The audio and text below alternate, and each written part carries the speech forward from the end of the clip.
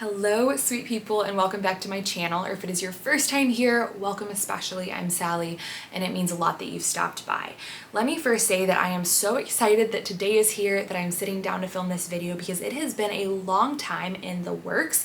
About a month and a half ago, this brand called Inito reached out to me on Instagram, having seen some of my other videos, and asked if I'd be interested to try their product and then just make an honest review video. So I did some digging into the company, into the product, and honestly, my first reaction before I even, got the product myself was this could be a huge asset to women all over the place, and I would love to at least try it out and just give it an honest review. So that's what we're doing today. The product is the Inito Fertility Fertility Monitor. And let me first say, I do have some notes here if I glance down, it's just to make sure I cover all my bases.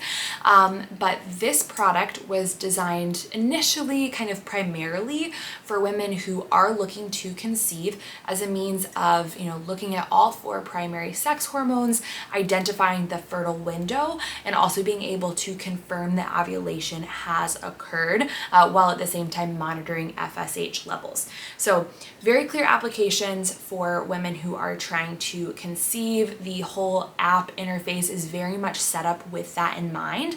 But as someone who is not trying to conceive anytime soon, I honestly was very interested in this product as a means of just checking in with my hormone levels, being able to do it at home without needing a blood test or anything like that. This product allows you to look at all four of your primary sex hormones. So those are going to be estrogen, LH, progesterone, and FSH. And if you compare this kind of to a traditional ovulation strip that you could probably get, at a grocery store or at a drugstore, something like that. Again, it's looking at all four hormones, which is pretty rare, if not unheard of, in terms of one tracker. And it has also given you really specific numbers as to where these hormones are. So you are able to see, am I producing enough? Am I not producing enough of it? And it also allows you to do so over the course of a month instead of just kind of as a snapshot, which would happen with a blood test. So the monitor itself is initially $149. Just so y'all know, if you use my discount, decide to purchase it, it ends up being about $126.65, $126.65 actually, exactly. I said almost, but I did do the math. And ultimately, if you were to think about, doing repeated blood tests to actually get a good picture of even just one hormone, like progesterone, for instance, over time, that really adds up, even if one test isn't too expensive. To get that picture over time, it ends up compounding, whereas this is just the kind of thing you purchase one time, and then you do have to get some more test strips, but aside from that, it's, that upfront investment. But before I get into it further, let's rewind to the beginning of this month, and we'll unbox the Inito together. My Inito package has just come in the mail, and I haven't really opened it. I've just broken the seals on all the boxes. So you get a true little unboxing experience, but here's how it came, just kind of in a mailing slip. And we've got two boxes inside here. These are going to be the test strips, it looks like, and this is your actual fertility monitor. So I guess we'll look at the test strips first. I don't anticipate there's anything too crazy to look at, but we can see how they appear. So there are 15 test strips included. They come just like this, each individually packaged, I'm sure just to maintain their integrity.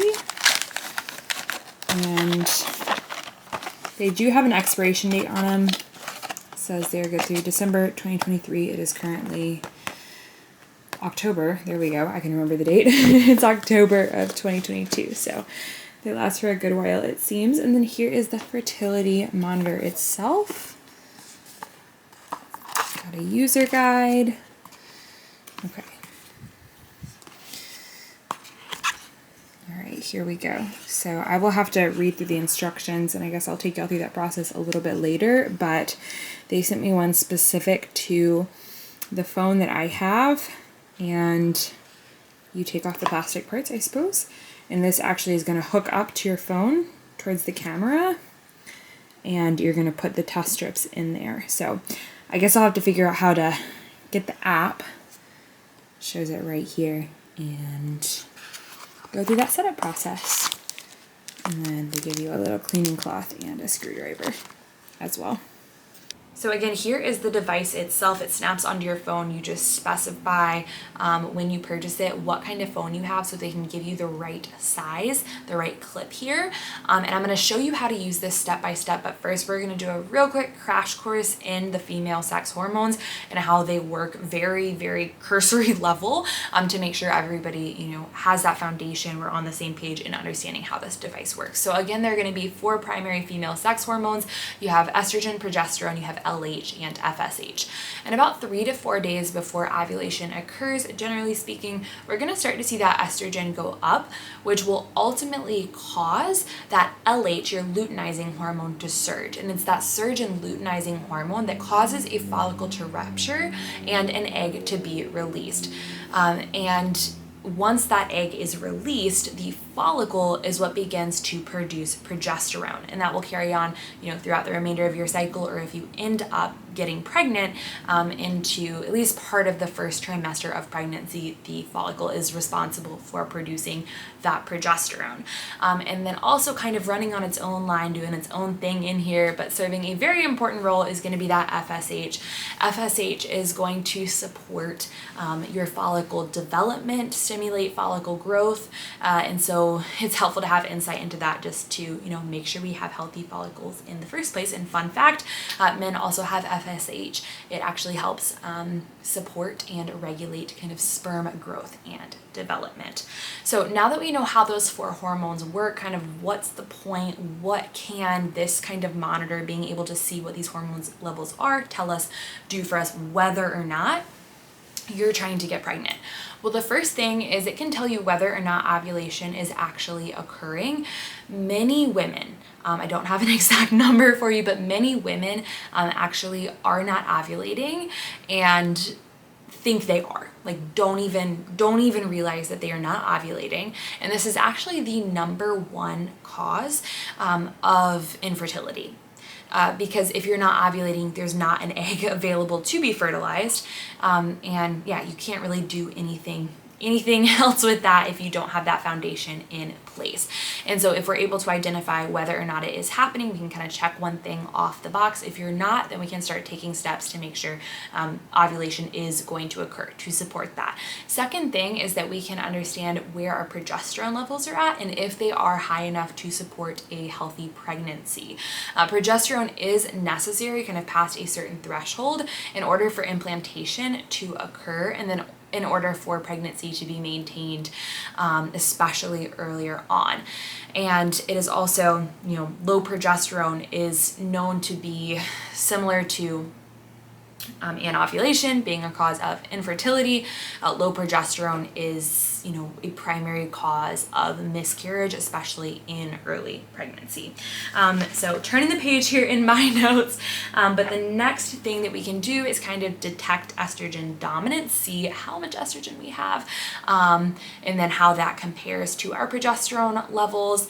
And then lastly, as I already mentioned, we can kind of monitor our follicle development, or at least track where those levels are, have insight to how all of that is working with FSH. So now that we've talked about how these hormones are working, let me walk you through the process of how to use Inito. Okay, first of all, pardon my voice. I've literally just woken up because what you're supposed to do is take the test first thing in the morning, like with your first pee of the day, so you get your hormone levels, or so the hormone levels are the most accurate. So I've gone ahead, peed in a cup. You take your first test on day 6 of your cycle, and when you're setting up the app, it will ask you when your last period was, and you're going to enter ideally at least 3 of your previous periods so that it knows average cycle length to help with accuracy. But then the first day of your current cycle, you're going to enter that in, and then day 6 is your first test. That's going to be a reference test, because generally speaking, we're not going to see the hormones climbing up at this point yet. It would be very unlikely that someone's going to be in their fertile window on day 6 of their cycle. So anyways, I'm a few days after that because I wanted to like get the hang of this process before trying to film it, and I had to wake up like super early on those days. But today I've gone ahead, peed in a cup first thing. They say that they give you a little sample cup. I didn't get one with my kit, so I just found a cup that I don't really care about, and I've been using that. And then here I have one of the test strips, and I also have my phone, and you actually need to take the case off your phone. So I'm gonna do that first thing. And let me open this up. So you don't need to click on the notification, but they actually do notify you any day that you need to take a test, which is great, so you don't have to keep track of it. So I am just gonna click on that. And it'll say this: hey Sally, you need to take a test. And then you can either snooze it or hit take test, which is what I'm going to do. And then ultimately that's gonna walk you through, sorry, the exposure is weird. I'll flip it around in a second, but it's gonna walk you through step by step what you need to do. So let me turn the camera around so I can show you this process. All right, so it tells you if you have the sample cup, fill urine to the line on the cup. Use your first urine of the day for best results, and then do not discard it until after you have done the test successfully, just in case you have to take another one. I mean, this is, I guess, my 4th day doing it, and I have not had to take it twice. So I will hit next. It shows you how to dip it in, and I'm gonna go ahead and just put my monitor on here. So this clips onto your phone, and probably mentioned it before, but you need to specify what type of phone you have so that they can give you the right one. But it slides over the camera. You just push it up like that. You're good to go. So I'll leave that there for the time being. Here's the test strip. You're gonna open it up.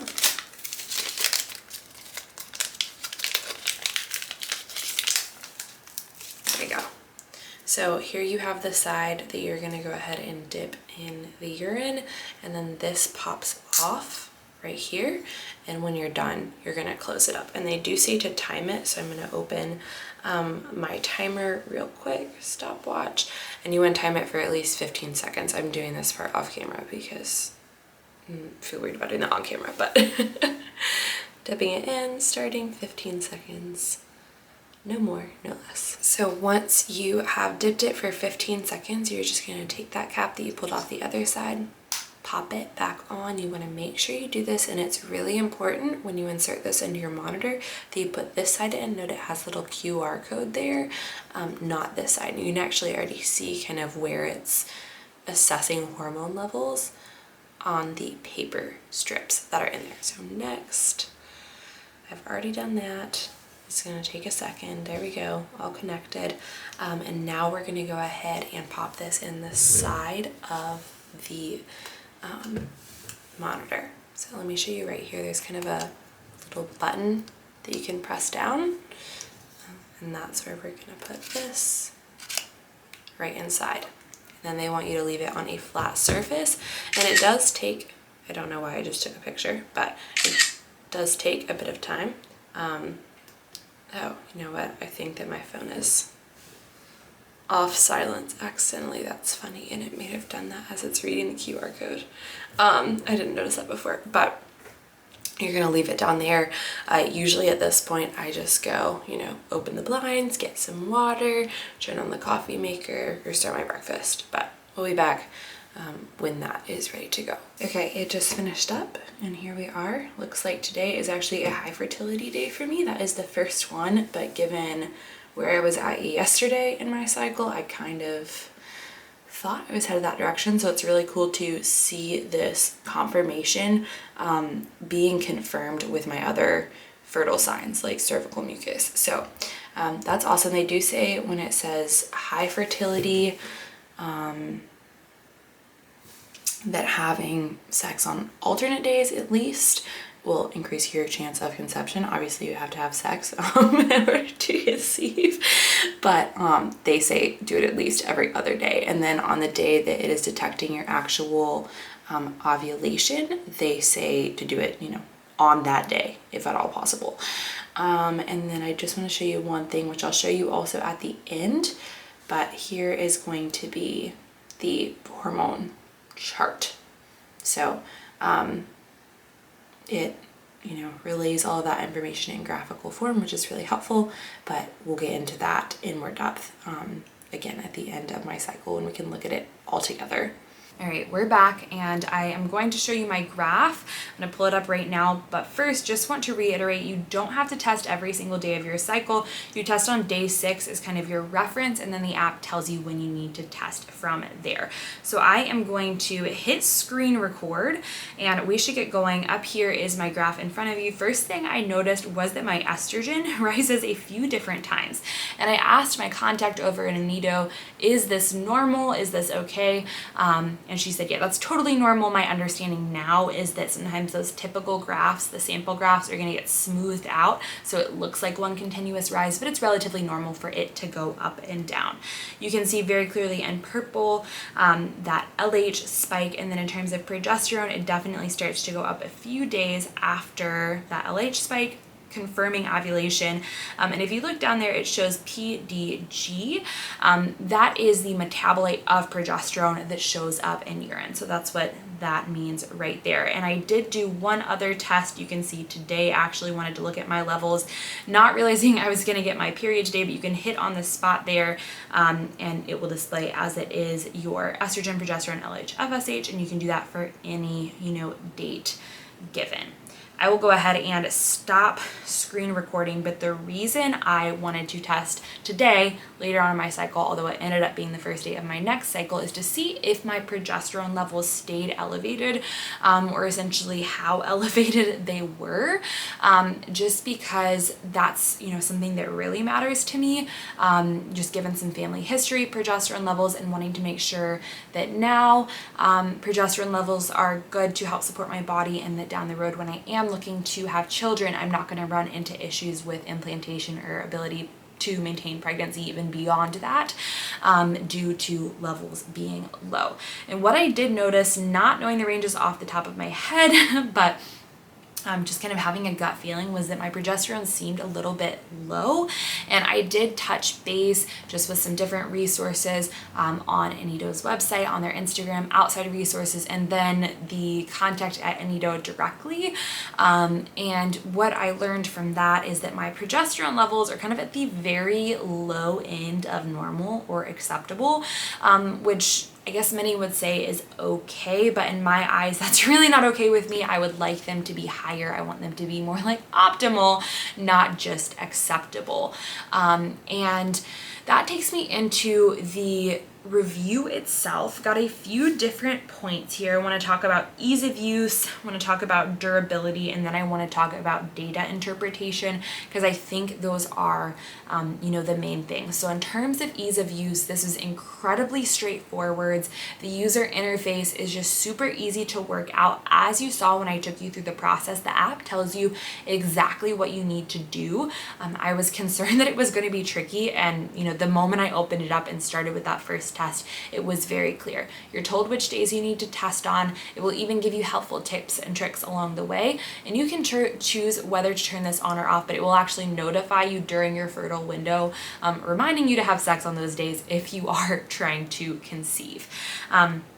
So ease of use, awesome, 5 out of 5 stars.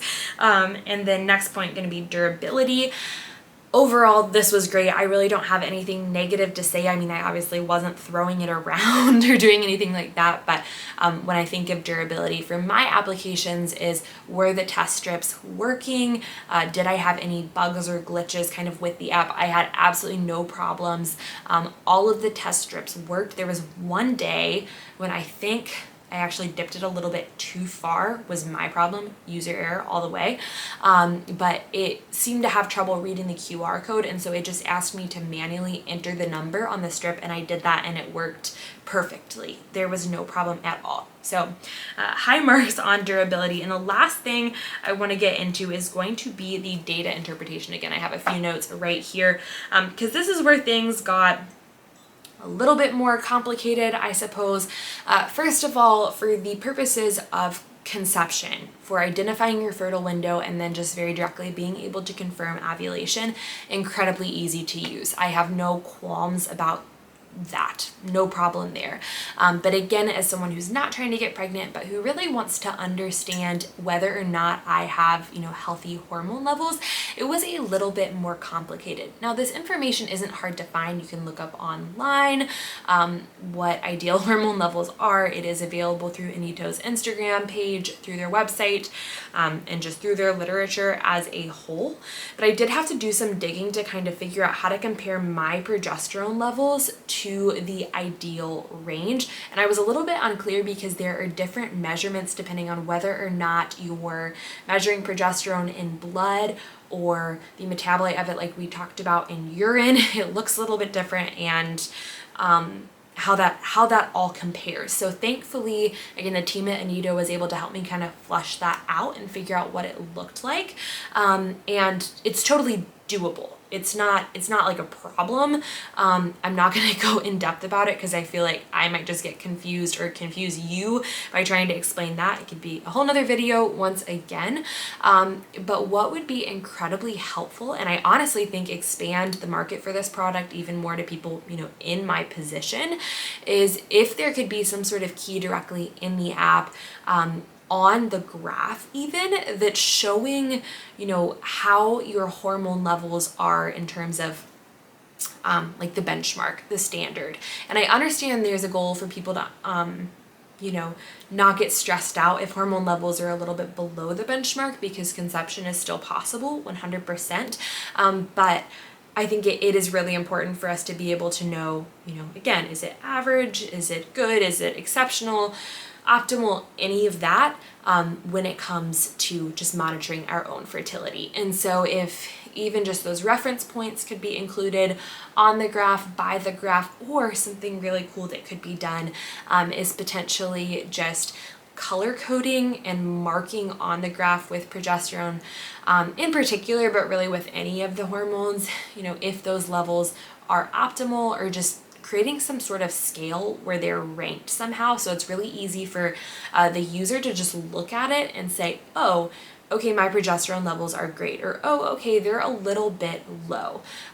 Super easy, actionable way for the user to, interpret that data and, make any changes they need to make to their life with whichever professional they need to, or using, whatever information they trust. So that's just my little bit of feedback where it kind of got a little clunky, and that might be evident in how I'm talking about it, is I feel like I'm still slightly confused about the numbers. But overall, my takeaway for myself was that my estrogen levels, my progesterone levels were a little bit lower than I would like them to be. And also I was interested to see how high my progesterone levels were at the end when I showed you kind of that previously. And I don't know, I have those takeaways, and I'm grateful to be able to move forwards with that. But anyways, that's all. I really do think it's a great product as a whole. And once again, that description, or that discount code, is going to be available right here and in the description box. So if you're interested, it would mean a lot if you use that code. Let me know if you have any feedback or questions in the comments. Thanks so much for being here. I'm going to sign off until next time. Bye, y'all.